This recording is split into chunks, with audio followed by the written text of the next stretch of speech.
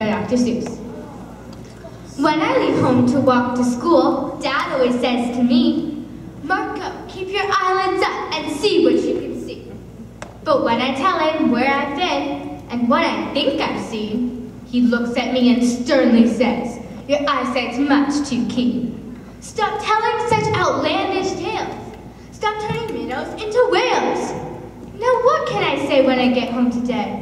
All the long way to school and all the way back, I've looked and I've kept a careful track. But all that I've noticed, except my own feet, was a horse and a wagon on Mulberry Street. That's nothing to tell of, that won't do, of course. Just a broken down wagon that's drawn by a horse. That can't be my story, that's only a start. I'll say that a zebra was pulling the cart, and that is a story that no one can beat, when I say that I saw it on Mulberry Street. Yes, the zebra is fine, but I think it's a shame. Such a marvelous piece, with a cart that's so tame.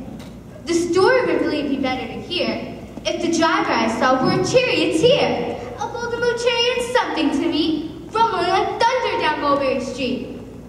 No, it won't do at all. A zebra's too small. A reindeer's better. He's fast and he's fleet, and he'd look mighty smart on old Mulberry Street. Hold on a minute, there's something wrong. A reindeer hates the way it feels to pull a thing that runs on wheels. He'd be much happier instead if he could pull a fancy sled. Reindeer and sleigh. Say, anyone could think of that. Jack or Fred, or Joe or Nat, or say even Jane could think of that. But it isn't too late to make one little change. A sleigh and an elephant, there's something strange. A pink one with plenty of power and size. A blue one with plenty of fun in his eyes.